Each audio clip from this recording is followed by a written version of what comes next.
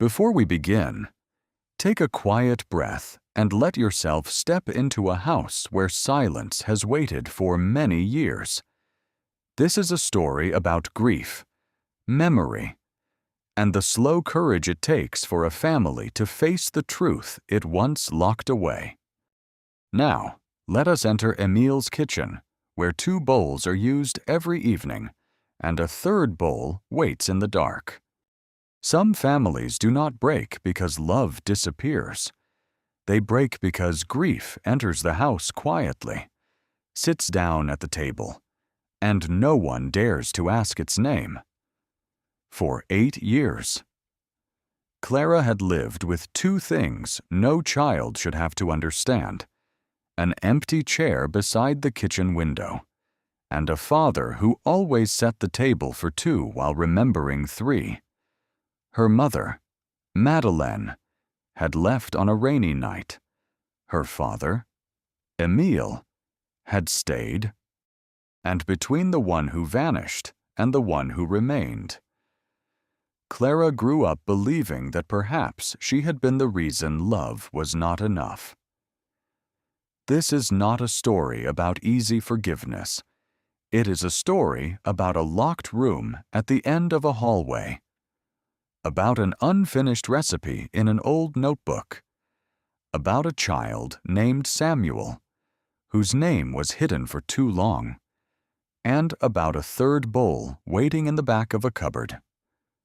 Untouched, but never forgotten. This is the story of the 3rd bowl. Every evening at exactly 6 o'clock. The light in Emil's kitchen came on. It did not matter whether the sky outside was still pale with the last blue of dusk, or whether winter had already pressed its darkness against the windows.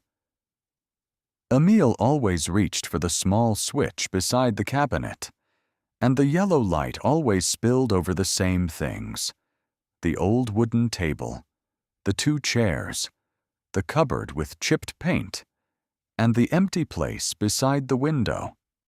The house stood at the end of a narrow street in a quiet town where evenings seemed to move more slowly than elsewhere. It was built of pale stone, with a tired wooden fence and a garden that had once been Madeleine's pride. In spring, ivy climbed the back wall. In autumn, wet leaves gathered on the steps. In winter, the wind found its way through every crack, no matter how carefully Emile pushed old towels beneath the doors. Of all the rooms in the house, the kitchen was the warmest. Not because Emile was a good cook. He was not.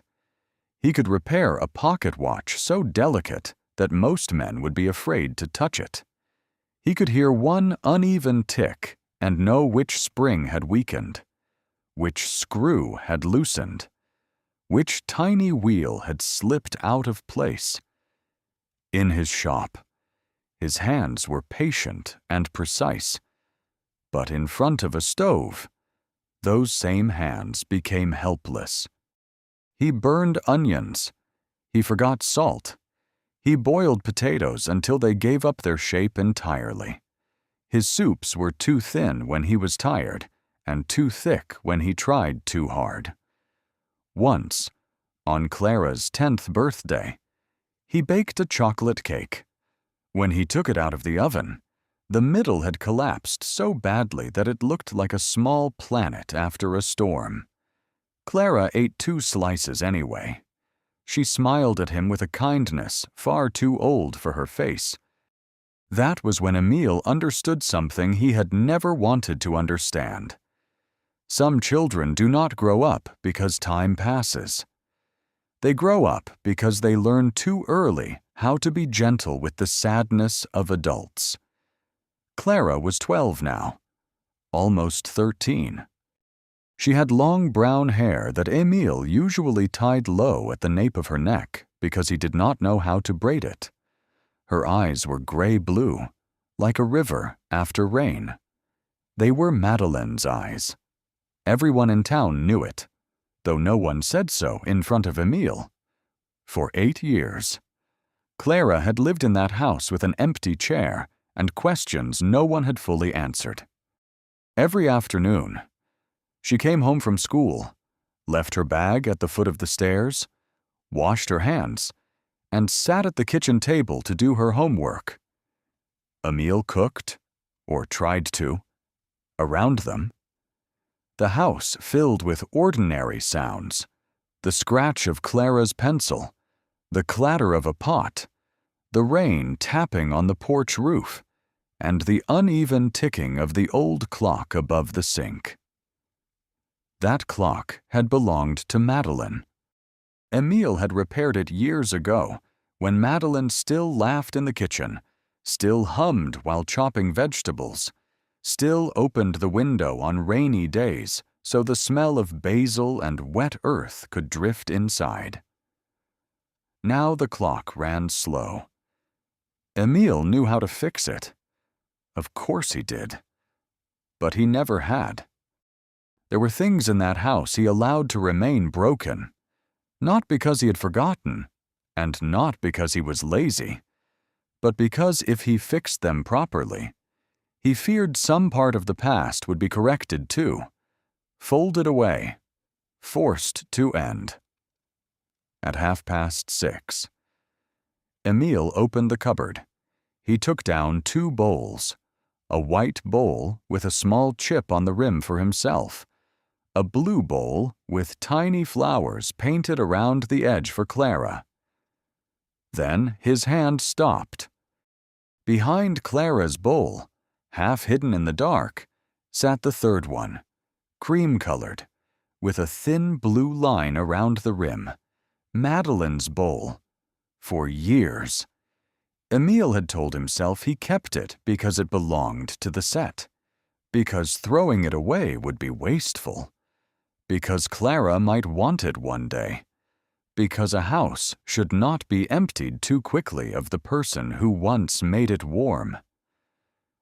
But those were only excuses. The truth was simple.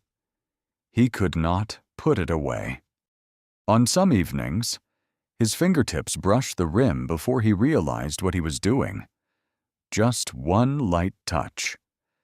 Then he would close the cupboard and return to the stove as if nothing had happened. But Clara always saw. Children notice the small things adults think they have hidden. Clara noticed that her father almost never said her mother's name. She noticed that people in town lowered their voices when she entered a room. She noticed that the door at the end of the upstairs hallway was always locked. And she noticed the photograph on the mantel. In it, Madeline stood behind Emile with both hands resting on his shoulders. Clara was 4, sitting on her father's knee, smiling so brightly that her whole face seemed lit from inside. Madeline's hair was loose around her cheeks. Her smile was gentle and clear, the kind of smile that could make a room feel warmer. Clara did not truly remember that day. Her memories of her mother had become fragments. A hand smoothing her hair, the smell of apples and cinnamon, a voice singing softly in the dark, laughter when flour fell on the floor like snow. Sometimes Clara wondered if those memories were real, or if she had invented them because she needed a mother badly enough to remember one. That evening, rain began tapping against the window. Emile stood over the soup pot, frowning as if the food inside had betrayed him. Steam clouded his glasses. He took them off, wiped them on the hem of his gray sweater, and leaned closer. Clara sat at the table with her math notebook open, but she was no longer looking at the numbers. She looked at her father, then at the cupboard, then at the empty chair beside the window. No one had ever said it belonged to Madeline. It had simply become hers because she had always sat there. She liked that place, where she could look out at the garden. In summer, She opened the window and let in the smell of basil. In winter, she held tea between both hands and watched her breath fog the glass. Now the chair stayed neatly pushed beneath the table. No one sat in it, not even guests. That night, father and daughter ate soup that was a little too salty. Clara tasted it, raised one eyebrow slightly, but said nothing. Emile knew it was too salty. Clara knew it too. Between them, there had always been this small mercy. She forgave his clumsy dinners, and he pretended not to see the way she looked at the empty chair. Then Clara asked, "Do you think Mom still remembers this house?" The question landed softly. That made it worse. Emile did not answer at once. He looked down at his soup and saw the surface tremble in his spoon. Outside, the rain grew heavier. Inside, the old clock kept ticking a little behind real time, as if even it did not want to move too far away from the past. At last, Emile said, "I think she does." He did not know whether he said it to comfort Clara or himself. There were many things he no longer knew about Madeline. He did not know where she lived, whether she still tied her hair back when she worked, whether she still rubbed her left wrist when she was anxious, whether she prayed in the morning. But there were things he did know, more than he had ever told Clara, and that was what made him ashamed. Clara did not ask anything else, but her silence asked everything. If Madeline remembered this house, why had she never come back? If she had once loved this kitchen, this chair, Emile and Clara, then what had been strong enough to pull her away? Emile had avoided that question for years. He avoided it with work, with soup, with school forms and warm coats and repaired clocks. He had once believed silence could protect a child. He had believed there were pains adults could carry for children if only they refused to name them. But that evening, under the yellow kitchen light, he understood he had been wrong. Silence had not protected Clara. It had only left her alone with answers she had been forced to invent. And when a child does not know why her mother left, it is very easy for her to believe the fault must be her own. Emile put down his spoon. He looked at his daughter.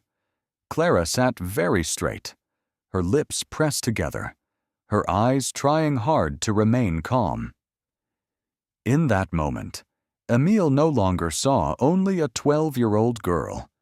He saw all the years she had spent growing up beside an empty chair. He reached across the table and placed his hand near hers. Not touching, only close enough to let Clara choose. After a moment, Clara placed her cold fingers in his hand. Emile closed his hand around them gently. "There are things," he said, "I should have told you a long time ago." His voice sounded dry, like an old door opening after years of being shut. Then he said Madeline's name. Clara did not move. That hurt him more than surprise would have. So she had always known where the silence lived. She had only been waiting for him to become brave enough to name it. The soup grew cold between them. The rain kept falling. And in the cupboard behind Emile, the third bowl remained in the dark, untouched, but never forgotten. That night, after dinner, the kitchen fell into a different kind of silence. Not the ordinary quiet that usually came after their meals. Not the gentle pause where Clara packed her notebooks and Emile washed the dishes beneath the thin stream of running water. This silence was heavier. It felt as though a third person had entered the room, pulled out a chair, and sat down at the table. The past. Emil stood and carried the bowls to the sink. There were only 2 bowls, 2 spoons, and 1 small pot. But he washed them for a long time. Too long. Clara remained at the table. Her eyes moved toward the hallway. At the end of the upstairs hall was the locked room. The door was painted white, though the paint had yellowed. The handle bore small scratches. When Clara was younger, she had stood before it many times, pressing her ear against the wood as if someone might be breathing inside. For a while, she had believed it was only a storage room. Later, she understood it was not that simple. Once, when Emil had been ill and had fallen asleep in his chair, Clara found his key ring in the pocket of his coat. She held it for a long time. Every key was cold. Every key looked as though it might open a secret. But in the end, she did not try. Not because she feared her father would scold her, because she feared that whatever waited inside would confirm what she had always suspected, that before Madeline left, there had been another grief in this family, one no one wanted Clara to touch. Now Emil had mentioned the room, not as a full story, only as an admission. But for Clara, that was enough to shake something loose inside her. Emil turned off the faucet and dried his hands. He returned to the table, but did not sit right away. He stood behind his chair, both hands gripping the back of it, his head lowered. The kitchen was still lit, but the dark window made the light seem smaller. He began slowly. "Before your mother left," he said, "there was going to be another child." Clara did not speak. The words entered her carefully, as if they did not belong to the world she knew. Emil said Madeline had been pregnant, that the whole family had waited for the baby, that Madeline had prepared the room upstairs, that Clara had been too small to remember clearly, but she had once placed her hand on her mother's belly and given the baby a silly little name. Clara sat perfectly still. Inside her, something opened. Not a door. More like a crack across the surface of a frozen lake. She did not remember the room being prepared. She did not remember touching her mother's belly. But as Emil spoke, a feeling rose inside her, faint and shapeless, like an old scent passing through a room. Maybe she had known. Maybe a child's body keeps certain memories long after the mind loses them. Emil looked at the table. "The baby never came home," he said. He did not use heavier words. He did not need to. The truth was heavy enough. Madeline had lost a child. Emil had lost a child. And Clara had once had a brother or sister she had never been allowed to know.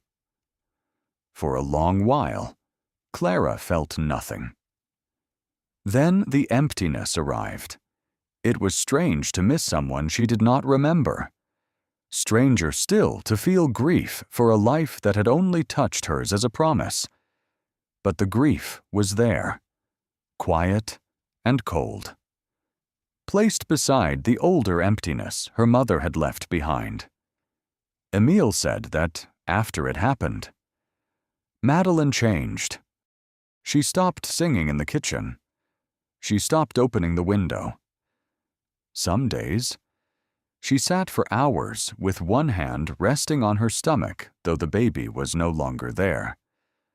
Some nights, Emil woke and found her standing in the hallway before the locked room, staring at the door as if it led to a place she could not enter. He said very little about himself. He did not say that he had also been broken. He did not say that he had once stood in his watch shop, staring at the tiny gears inside a clock, and hated the precision of time because time kept moving after his child had stopped. He only said, "I was silent." And inside that silence, Madeline had drifted farther away. Clara looked at her father. For the first time, his grief did not look like a wall between them. It looked like another dark room inside the same house.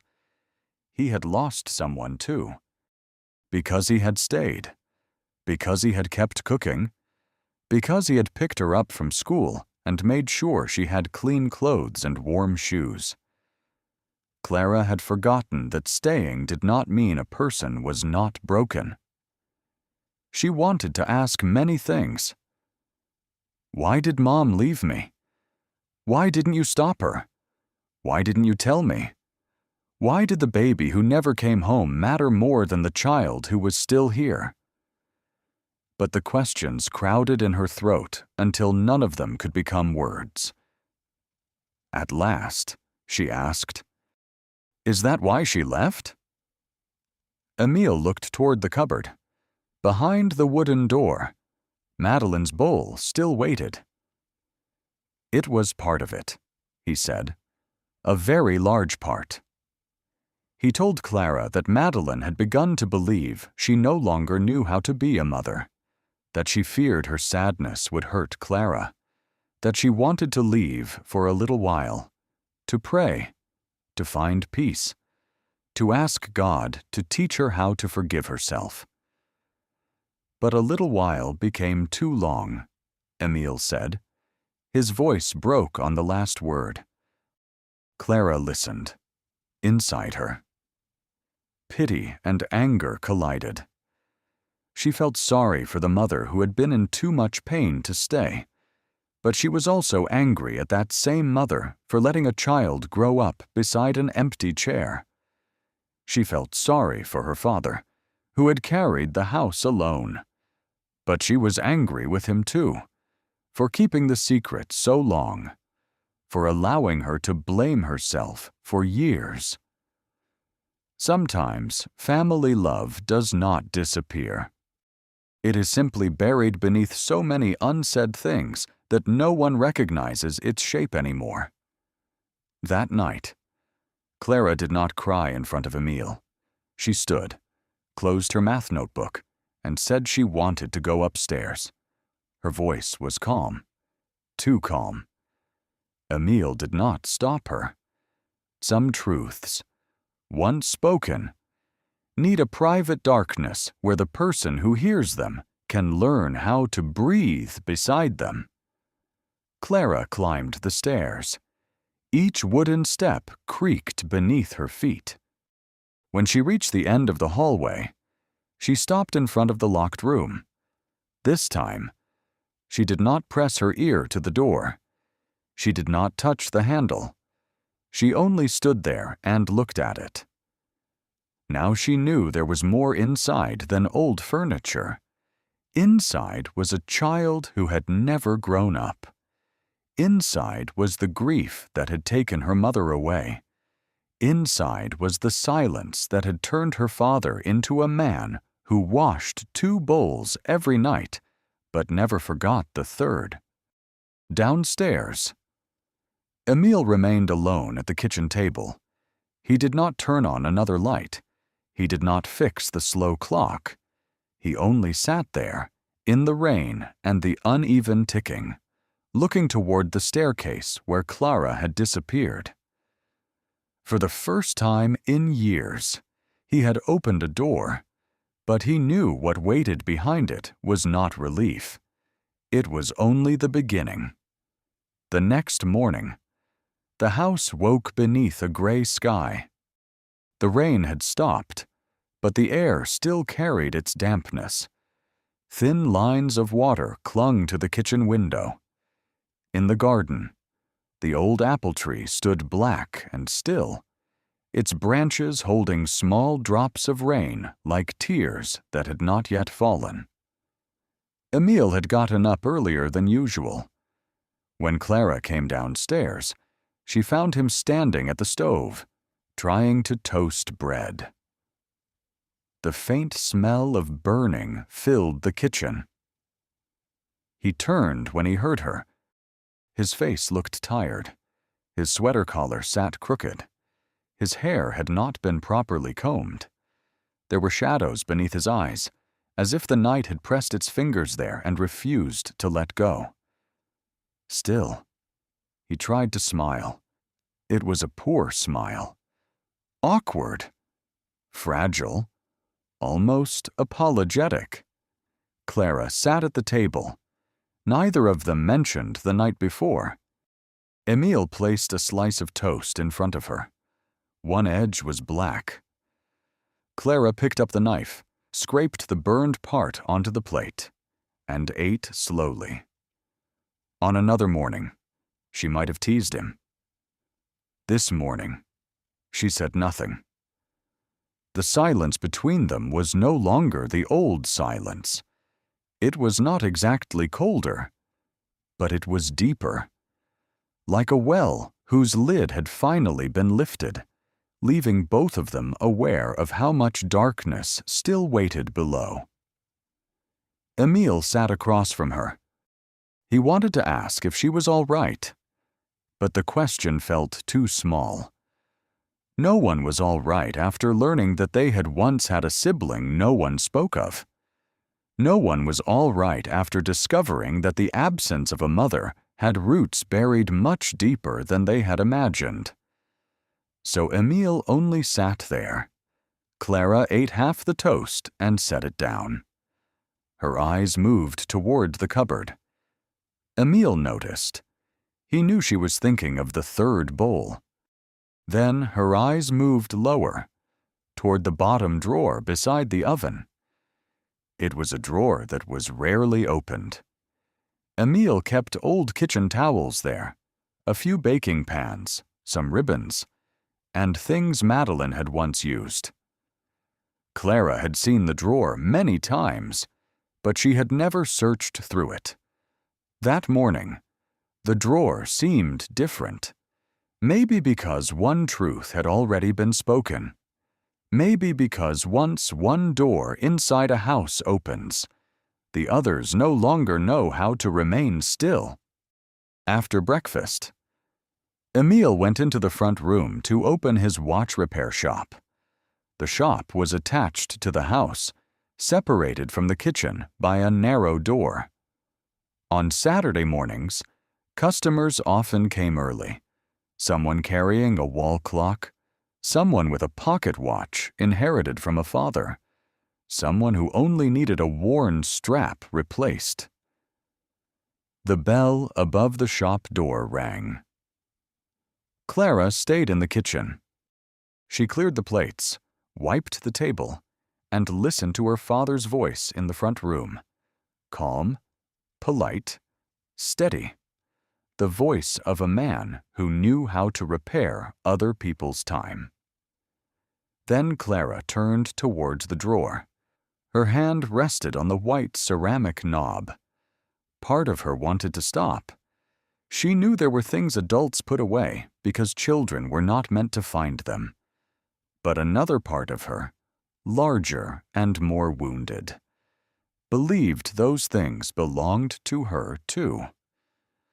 Madeline was her mother. The baby who had never come home had been her sibling.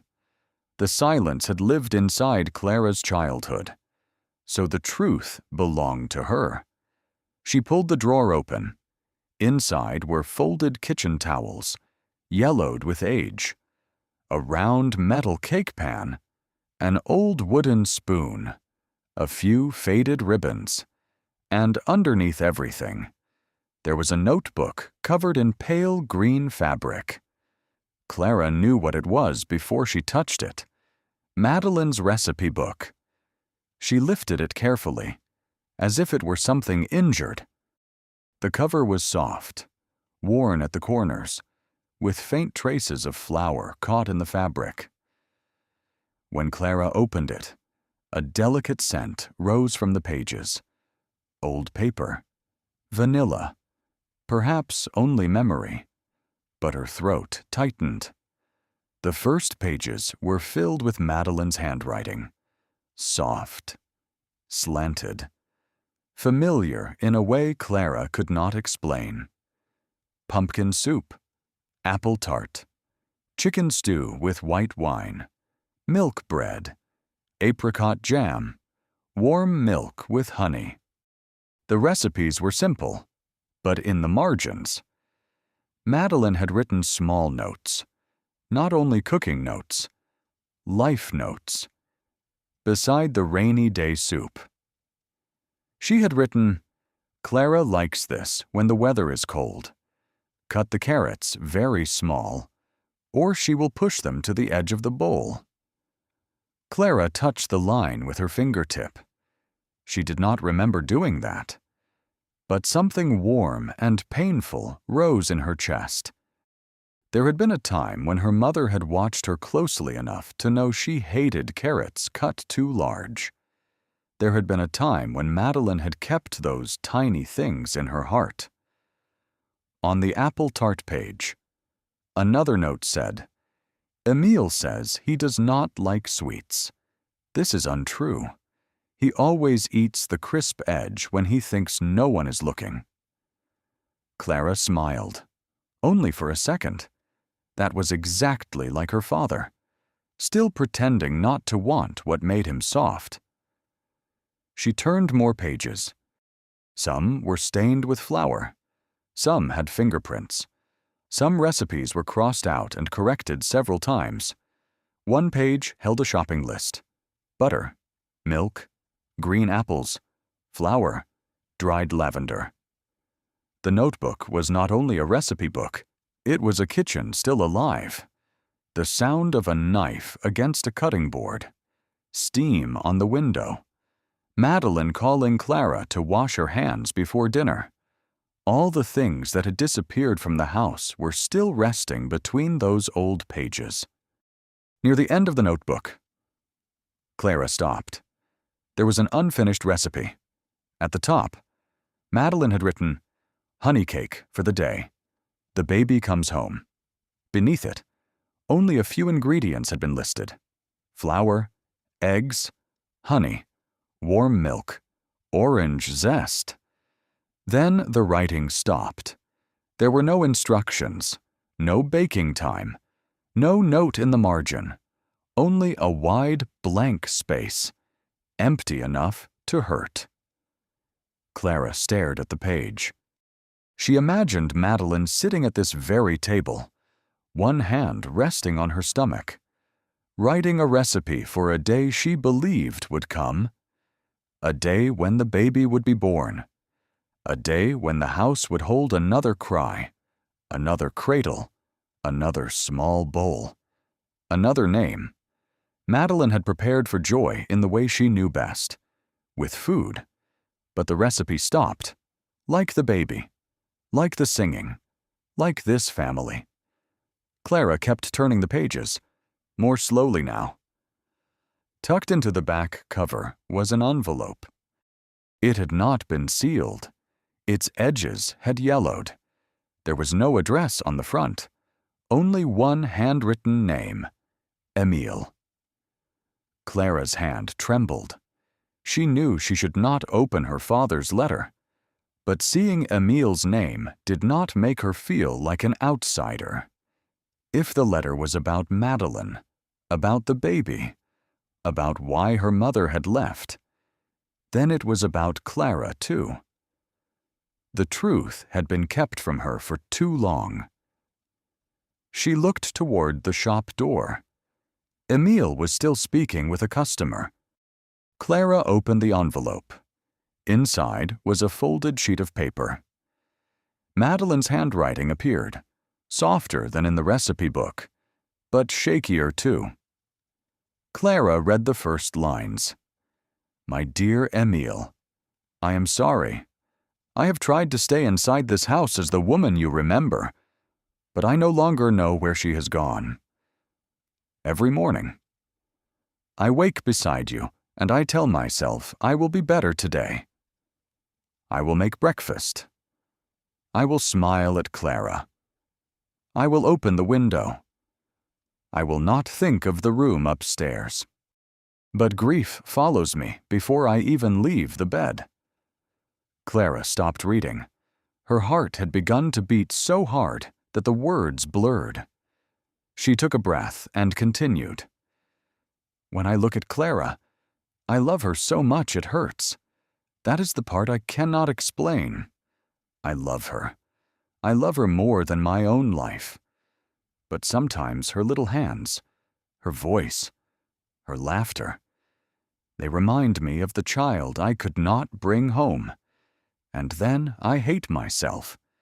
Not because of Clara. Never because of Clara. Because I am her mother. And still there are moments when I feel afraid to hold her. Clara pressed one hand against her mouth. The kitchen seemed to tilt slightly. Her mother had loved her. The letter said it clearly. But somehow, that did not make the pain easier. It made it more complicated. Madeline had loved her and still left. What was a child supposed to do with a love that did not stay? Clara read on. I do not want to leave you. I do not want to leave her. But I am beginning to fear that if I remain here, my sadness will become another room in this house. Clara will grow up walking around it, afraid to open the door. I need a place to pray, a place where no one needs me to be whole, a place where God might teach me how to forgive myself. I am telling myself it will only be for a little while. Please believe that. Please tell Clara. The sentence stopped there, just like the recipe. Clara stared at the unfinished line. Please tell Clara. Tell her what? That her mother loved her? That her mother was sorry? That her mother had meant to come back? That she had left because grief had made her afraid of the child who still needed her? The letter gave Clara answers. But every answer opened another wound. She did not hear Emile enter. Only when his shadow fell across the table did Clara look up. Emile stood in the kitchen doorway, pale and still. In his hand, he held the small magnifying glass he used to repair watches. Perhaps the customer had gone. Perhaps Emile had been standing there for some time. Clara did not know. For a moment, neither of them spoke. Emile looked at the open notebook, then at the envelope, then at Clara. Everything he had put away was now lying in the middle of the table, in broad daylight. There was no drawer left to hide it, no cupboard, no locked room. Clara looked back at him. There was anger in her eyes, but not only anger. There was pain, confusion, and something smaller, almost worse than both. Hope. Because the letter proved Madeline had loved her, but it also proved Madeline had known she was going to leave. She had written it down. She had had time to think. And still, she had gone. Emile placed the magnifying glass on the table very gently. He did not scold Clara for opening the drawer. He did not scold her for reading the letter. Perhaps he knew he no longer had the right to blame his daughter for searching for a truth he had not been brave enough to give her. His eyes stopped on the unfinished recipe. Honey cake. For the day the baby comes home. For a long time, he said nothing. Then he sat down across from Clara. I found it after she left, he said. That one sentence was enough. Clara understood. He had known about the letter. He had read it. He had kept it. And he had stayed silent for years. Anger rose in Clara. Not loud. Hot. She did not scream. She did not cry. She did not ask him why again and again. She only looked at him, and Emile lowered his head. Sometimes the heaviest blame is not spoken aloud. Sometimes it lives in the eyes of a child who has just understood that the adults loved her, but still hurt her. "I was wrong," Emile said. His voice was barely above a whisper. Clara turned her face away. From the shop. The bell rang again. Another customer had arrived, carrying another clock in need of repair. Other people's time broke in simple ways. A loose spring, a stopped hand, a gear that needed cleaning. Time inside this house was not so easy to mend. Clara closed the recipe book. She held it against her chest without asking permission. Emile saw. He did not stop her. The notebook had belonged to Madeleine. But from that moment on, it belonged to Clara too. Not because it answered everything, but because inside those pages, Clara had touched a part of her mother the whole house had tried to hide. That evening, Emile knocked on Clara's bedroom door. The knock was soft. He did not enter the way he had when she was younger. He waited. That waiting made him feel farther away somehow, but also more real. Since morning, a new distance had opened between them. Not a wall exactly, more like a river. They could still see each other. They could still hear each other. But to come closer, both would have to cross. Clara sat at her desk. Madeleine's recipe book lay open beneath the small lamp. The unfinished honey cake recipe stared up at her like a question. "Come in," she said. Emile opened the door slowly. He was not carrying food, not warm milk, not an apology written neatly enough to make anything easier. Only a small brass key lay in his palm. Clara looked at it. She knew at once which door it opened. For a moment, she wanted to say no. One night of truth, one morning of discovery, one afternoon alone with her mother's notebook. It was too much. But she also knew that if the door stayed closed, the questions inside her would not stay quiet. They would grow. They would invent their own shapes. And Clara was tired of imagining. She stood. Father and daughter walked down the hallway without speaking. The old wooden floor creaked beneath their feet. On the wall were a few photographs. Clara as a little girl on the front steps, Emile in his shop, Madeleine standing in the garden with basil in her hands. Clara had walked down that hallway thousands of times. It had never felt so long. The locked room stood at the end. The white paint had yellowed. Dust gathered along the crack beneath the door. There was nothing frightening about it if one looked only with the eyes. But to Clara, it was the place where every unsaid thing had been waiting. Emile stopped in front of the door. He held the key but did not put it in the lock. Clara looked at his hand. Those fingers could lift the smallest gear from a watch. They could tie her shoelaces when she was little. They could repair almost anything. And now one small key was enough to make them tremble. At last, Emile unlocked the door. The sound was small and dry. The door opened.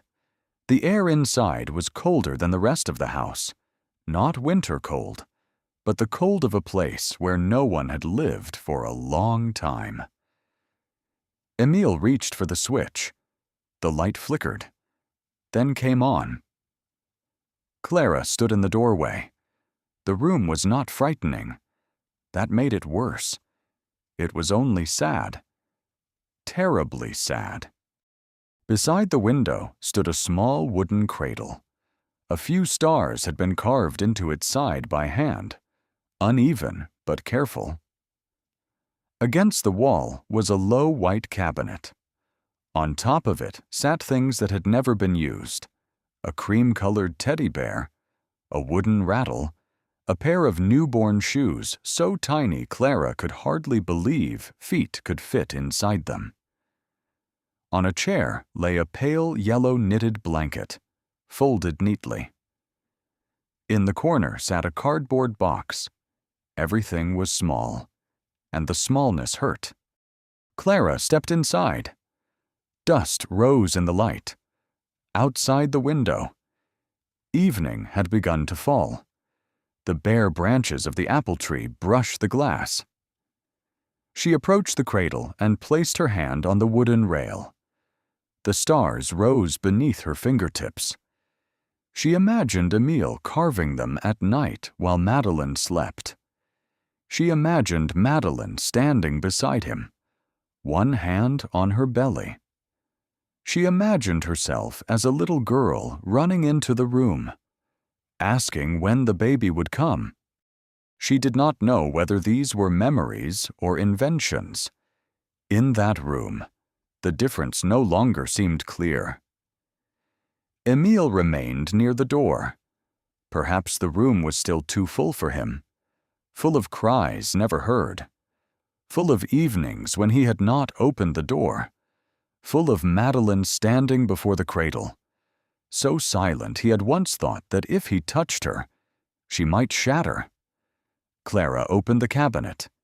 Inside were baby clothes, carefully folded, white, pale yellow, soft blue. On one tiny shirt, a moon had been embroidered.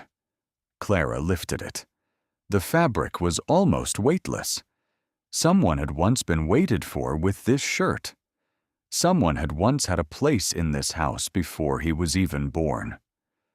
At the bottom of the cabinet, Clara found a small card. She pulled it out. The handwriting was large and crooked. Some letters leaned the wrong way. Several red hearts had been drawn along the edge.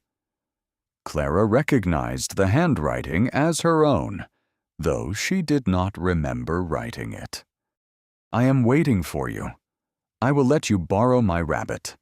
I will teach you how to watch the rain." Clara read the lines again and again. A strange grief rose inside her. She had loved this baby once. In the pure, serious way a 4-year-old child can love someone she has not yet met. She had made him a promise. Time had erased it from her memory, but not from the paper. Her fingers tightened around the card.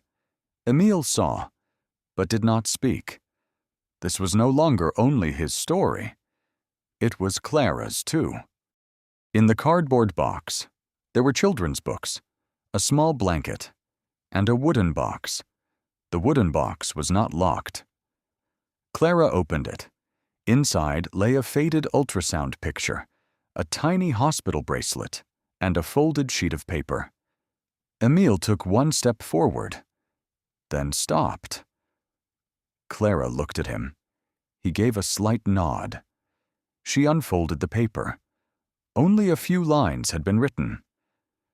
Madeleine's handwriting was uneven. Some words were blurred, as if tears had touched them before they dried. At the center of the page was a name: Samuel. Clara read it in silence. Samuel. The room changed once the name entered her. Before, the baby had been a loss without shape. Now he had a name, a small, soft name lying among things that had never been used. Clara touched the word with her fingertip. Then she said it aloud, very softly. Samuel. Emile closed his eyes. For the first time in Clara's life, she saw a tear slip down her father's face. Only one. He wiped it quickly. But she had already seen. All these years, Clara had thought her father's silence was strength. Now she understood that sometimes silence was only the way a person tried not to collapse in front of the child who still needed him. Her anger did not disappear, but it stepped back a little, making room for something wider. Clara placed the paper back into the box. Then she looked around the room again. The cradle, the blanket, the tiny shoes, the card she had written, the name Samuel. Everything had waited for someone who never came, and while it waited, it had kept an entire part of this family alive. Emile stepped beside Clara.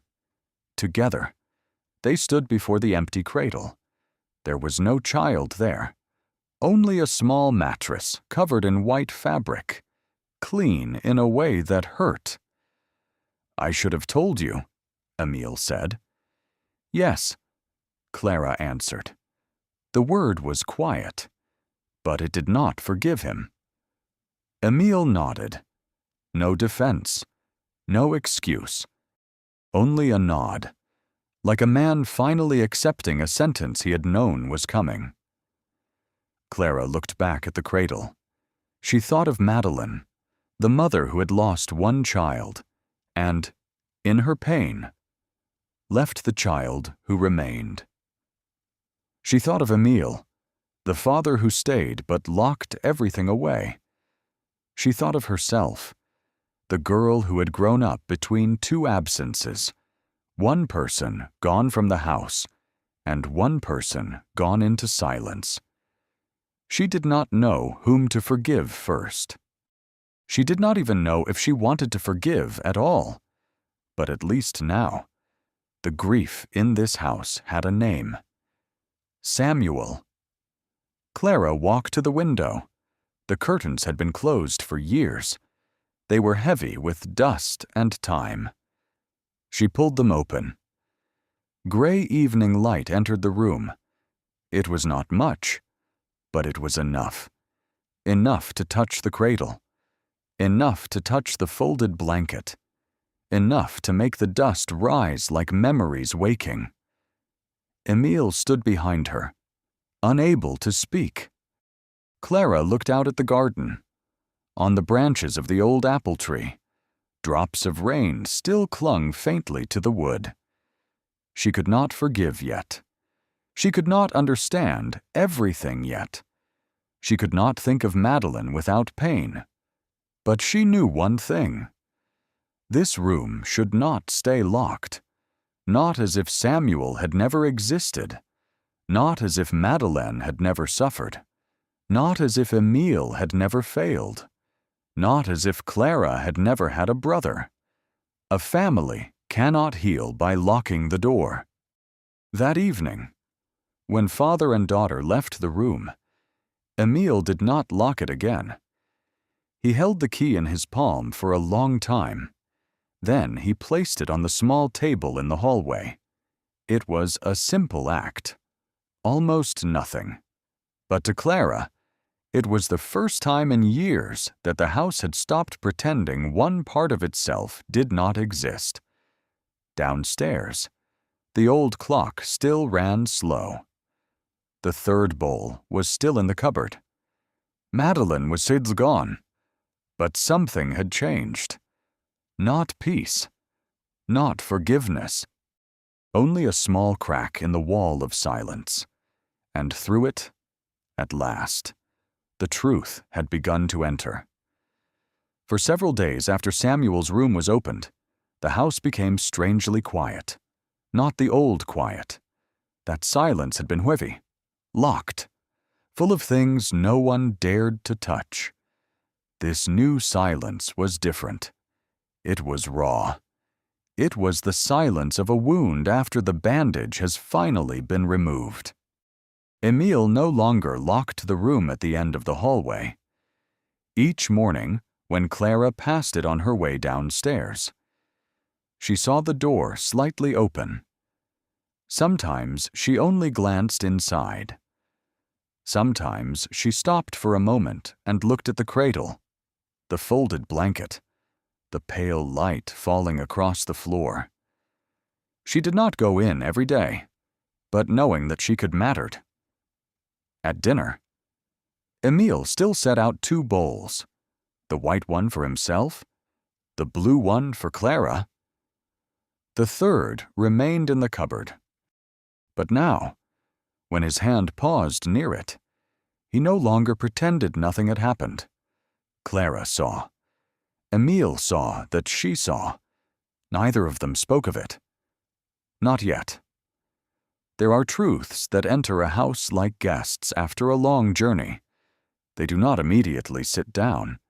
They stand in the doorway, wet from the rain, waiting to be invited farther in.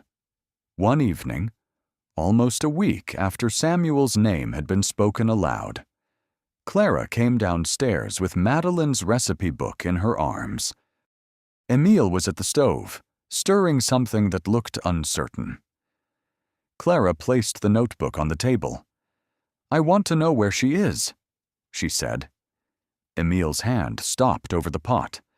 Steam rose between them. For a long moment, he did not turn around.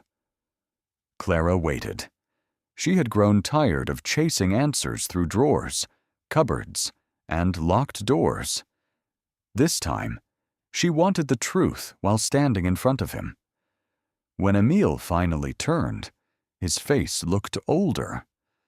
"I don't know exactly," he said. Clara's expression hardened. "But you know something." It was not a question. Emile lowered his eyes. Years ago, after Madeline left, he had searched at first. Not everywhere. Not well enough. Anger had made his search clumsy. Pride had made it shorter than it should have been. Later, when the longer letter was found, when he understood that Madeline had not left because she no longer loved them, shame had stopped him from searching again. But once, almost 3 years after her departure, a woman from town had mentioned seeing someone who looked like Madeline near a religious shelter outside the city, a quiet place run by sisters, where women came when they needed rest, work, prayer, or simply a bed that did not ask questions. Emile had written down the name. Then he had folded the paper and hidden it in his desk. For years. Clara listened without interrupting. Her face did not change much, but something in her eyes became very still. "You knew there was a place," she said. Emile nodded. "And you never went?" "I was afraid." "Of what?" He looked toward the cupboard. "Of finding her," he said, "and of not finding the woman I remembered." Clara stood there with the recipe book pressed against her chest. For the first time, Emile saw clearly that his fear had not only belonged to him, it had shaped Clara's whole childhood. "Take me there," she said. The next morning, they left before sunrise. The town was still half asleep. Pale mist lay over the narrow streets. The bakery had just opened, and the smell of warm bread followed them for a few steps before disappearing into the cold air. Emile drove. Clara sat beside him, Madeline's recipe book resting on her lap. Neither of them spoke much. Outside the window, houses gave way to fields. The sky slowly brightened, though the sun stayed hidden behind a curtain of gray clouds. The road was wet from night rain.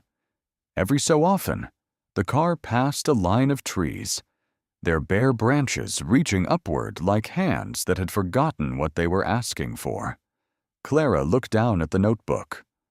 She had placed a folded piece of paper between the pages of the unfinished honeycake recipe.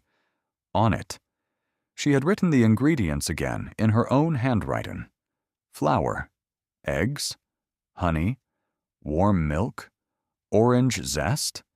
Then, beneath them, she had written one question: "What were you going to tell me?"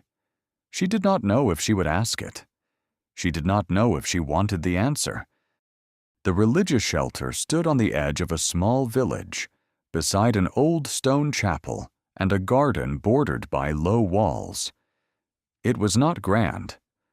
The building was simple, with pale shutters, a gravel path, and several rosemary bushes growing beside the entrance. A bell hung near the door. Emile stood before it for a long time. Clara reached out and rang it herself. The sound was small, but clear. A woman in a gray cardigan opened the door. She had kind eyes and a face lined by years of listening.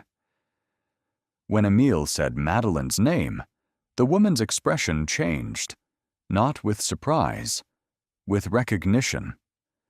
Clara felt the world narrow around that one look. Madeleine was there.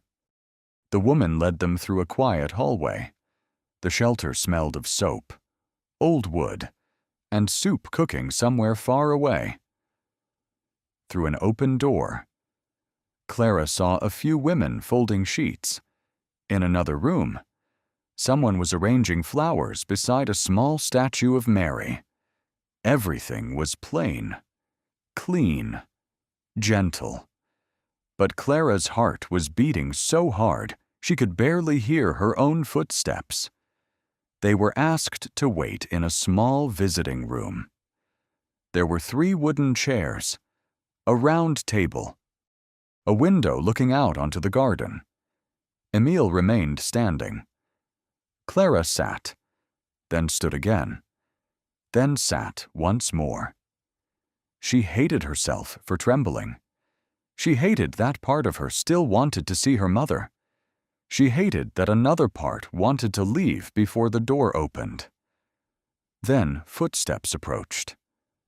Slow, uncertain.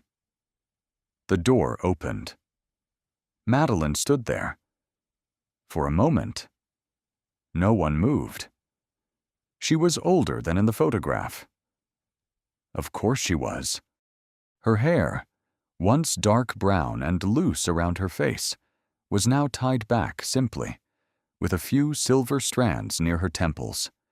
Her face was thinner, her eyes still gray-blue, still Clara's eyes, but softer now, sorrowful in a way that seemed to have lived there for years. She wore plain clothes, a muted cardigan, a simple skirt. In her hands, she held a folded cloth, as if someone had called her away from work and she had forgotten to set it down. Her gaze moved first to Emile, then to Clara.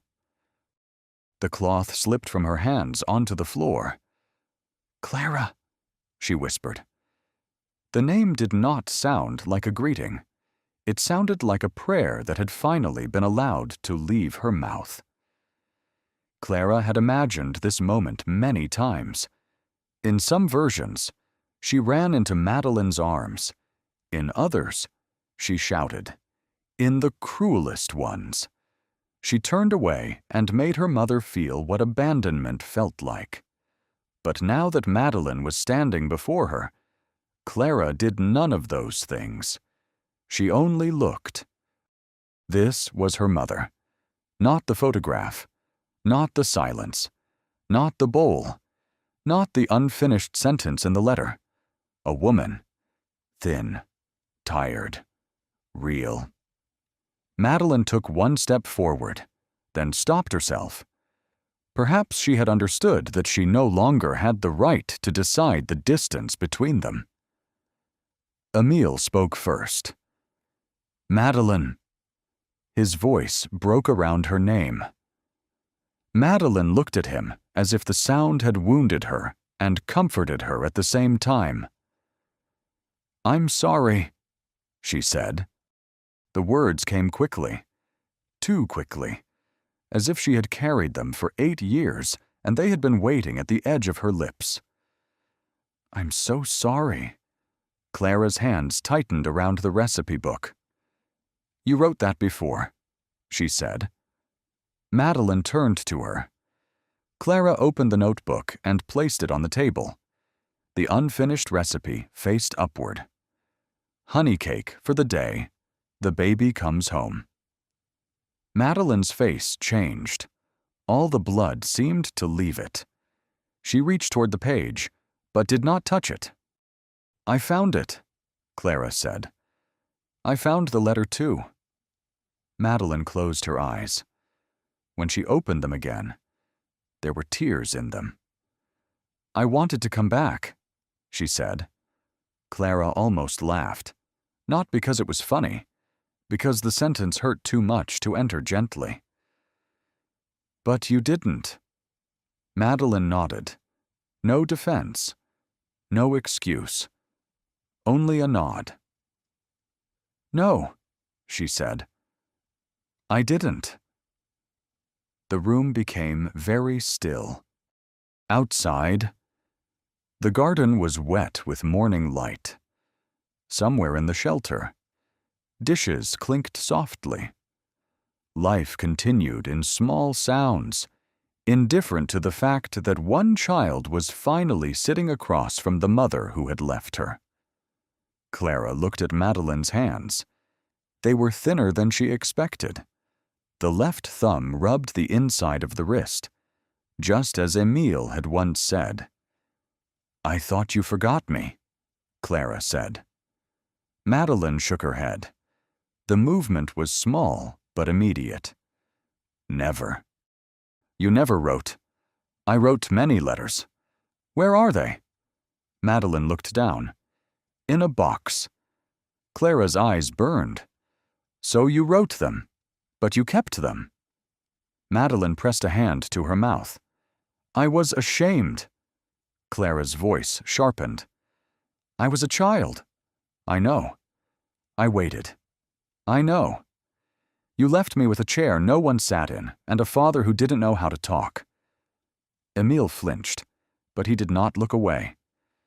Madeline began to cry silently, not beautifully, not gently, with the restrained, painful tears of someone who had spent years trying not to deserve comfort.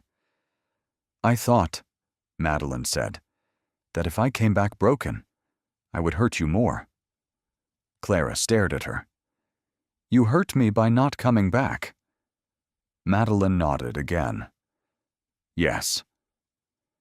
That answer disarmed Clara more than an excuse would have. She had come ready to fight reasons, but Madeline offered none. Only the wound, only the truth. For a while, no one spoke. Then Clara opened the notebook to the back, where she had placed her folded paper. She pushed it across the table. Madeline opened it. Her lips trembled as she read the ingredients in Clara's handwriting. Then she saw the question. "What were you going to tell me?" Madeline sat down slowly. She looked at the unfinished recipe, then at Clara. "I was going to write," she said, "that the cake should be sweet, but not too sweet, because a homecoming should taste gentle." Her voice shook. "I was going to write that your father would pretend not to want any, then eat the edge when no one was looking." Emile looked down. "And I was going to write that you should be the first to taste it, because you had waited for the baby more seriously than any of us." Clara's eyes filled with tears, but she refused to let them fall. Madeline touched the page with 2 fingers. "I thought Samuel would come home," she whispered. "I thought we would place him near the kitchen window. I thought you would sing to him badly, and he would cry, and Emile would panic, and I would laugh." Her breath broke. And then there was no baby, no crying, no homecoming, only that room, that cradle, that silence. Clara heard Samuel's name in her mother's voice. For the first time, she understood that Madeline had not forgotten him either. Of course she had not. She had lived with him inside every day. Madeline looked at her daughter. "But none of that excuses leaving you." The words were quiet. Clear. "I know that now. I think I knew it then too. But grief made me selfish. Not because I stopped loving you. Because pain turned me so far inward that I could not see what my absence was doing to you." Clara looked away. Her tears fell then. Only a few. She wiped them angrily. Madeline did not move to touch her. That restraint hurt and helped at the same time. "I don't know if I can forgive you," Clara said. Madeline closed her eyes briefly. "When I imagined seeing you again," she said, "I used to pray you would say that, because it would mean you were still here, speaking to me, even if the words hurt." Clara did not know what to do with that. Emile sat down at last.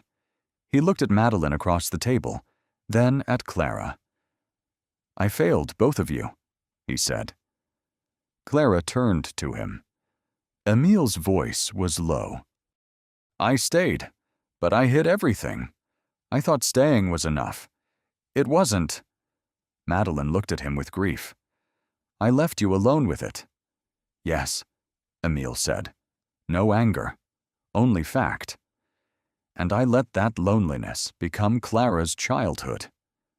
Madeline covered her face. The three of them remained in that small room for a long time. They did not heal there. No one heals in one conversation. But the truth, after so many years of being buried, finally sat with them in the open. Near noon, one of the sisters brought tea. No one drank much. Madeline showed Clara the garden where she worked. There were rosemary bushes, lavender, and a narrow bed of winter herbs. She showed her the small room where she slept, with a wooden bed, a desk, and a box beneath the window. Inside the box were letters, dozens of them, some addressed to Emile, most addressed to Clara. Clara did not ask to read them there. She only looked at the stack and felt something inside her ache. Her mother had remembered, but memory without courage had still become absence. Before leaving, Clara stood with Madeline near the shelter gate. Emile waited beside the car.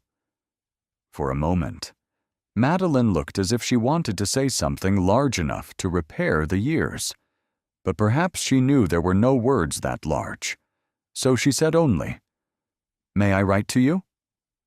Clara looked at her. "You already did." Madeline lowered her eyes. This time, Clara added, "You can send them." Madeline looked up. It was not forgiveness, but it was not nothing. A week later, the first letter arrived, then another, then another. Madeline did not ask to come home. She did not beg.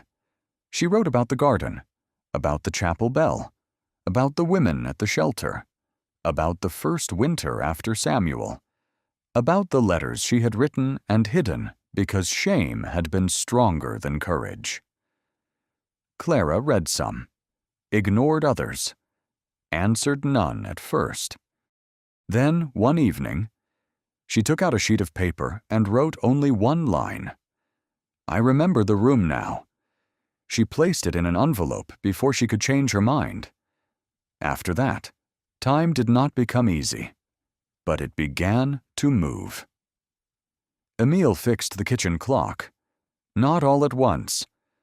One Sunday afternoon, he took it down from the wall, opened the back, cleaned the mechanism, adjusted the spring, and set the hands correctly.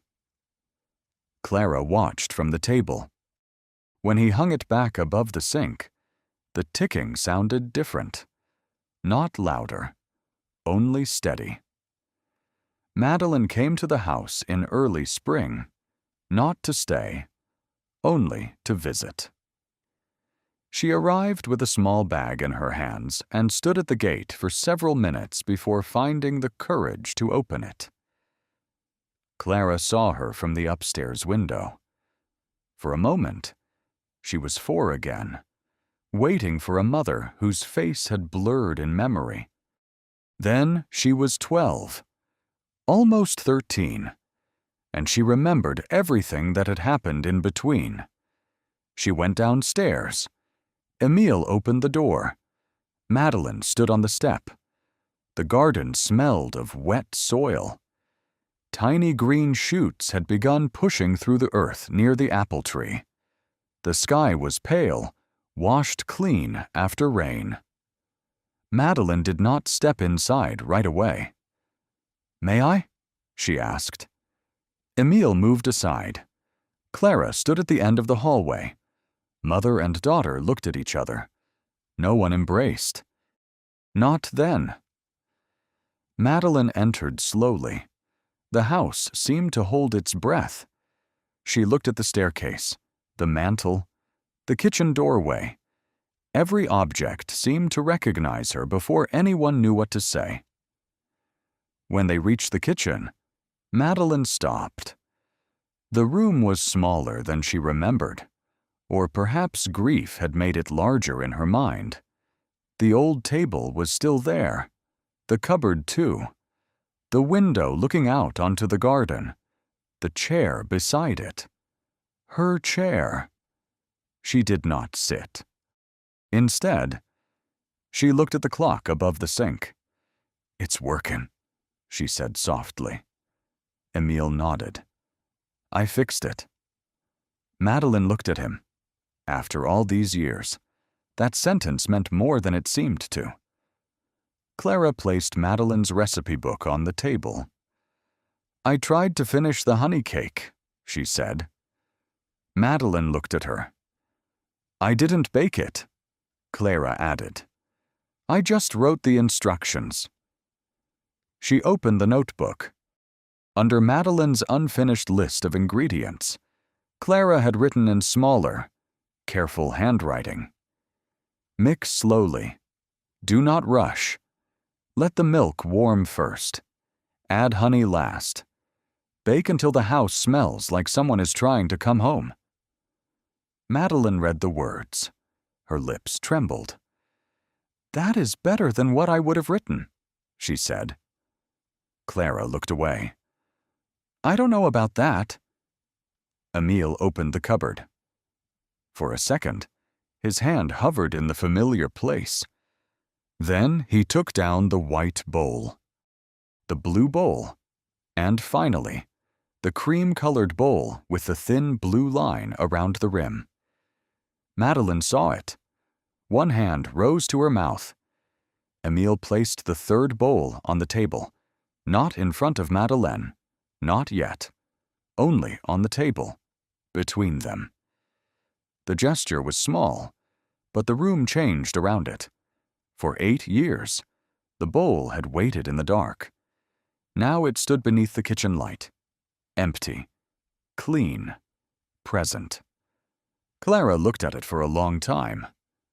Then she pulled out the chair beside the window. Madeline's chair. She did not offer it.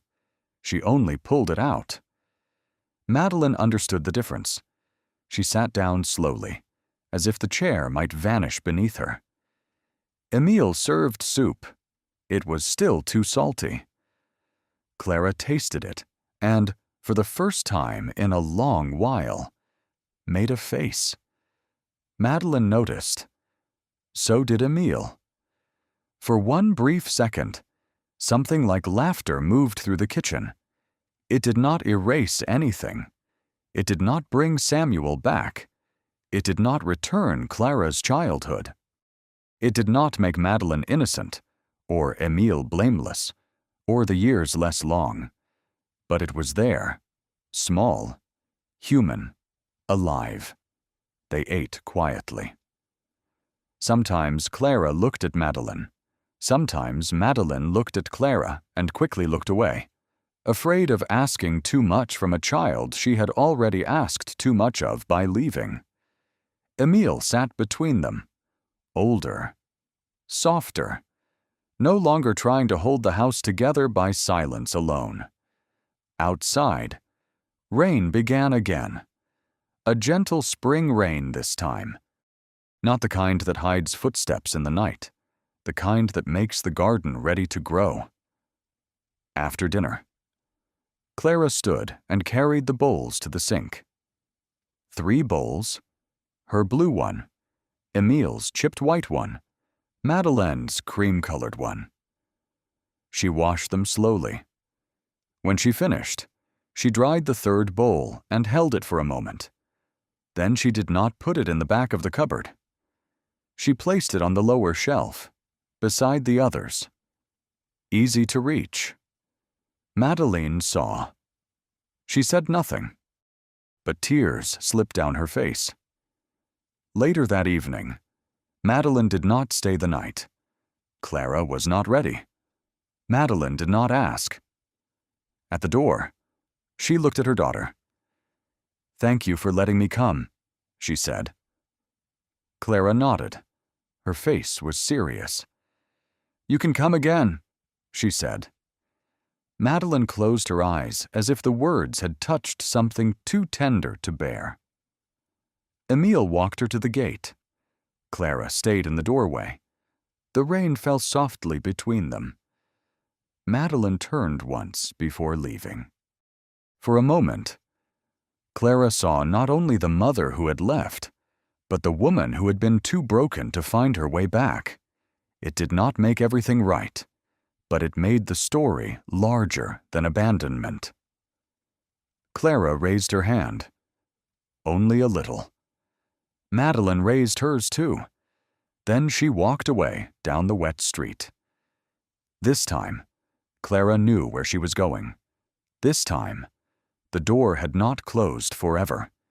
That night, the house did not feel healed, but it felt honest. Samuel's room remained open. The clock above the sink kept time. The photograph on the mantel had been turned forward, and in the cupboard, the 3rd bowl no longer waited in the dark. It waited beside the others, not as proof that the family was whole again. Not yet. Maybe not ever in the way it once had been, but as proof that someone had finally made space for what had been lost. Clara stood in the kitchen after Emil had gone upstairs. The yellow light glowed over the table. The chair beside the window was empty again. But it no longer felt abandoned. It felt like a place someone might return to. Clara opened Madeleine's recipe book one last time before bed. On the page of the honey cake, beneath her own instructions, she added one final line: "Serve warm, even if the people at the table are still learning how to forgive." Then she closed the book. Outside, rain touched the window gently. Inside, for the first time in many years, the house did not answer with silence. It answered with the steady ticking of the repaired clock, and with the quiet promise of 3 bowls waiting for morning. Thank you for listening to this story until the end. If it touched your heart, please subscribe to the channel and stay with us for more emotional stories filled with hope, memory, and quiet healing.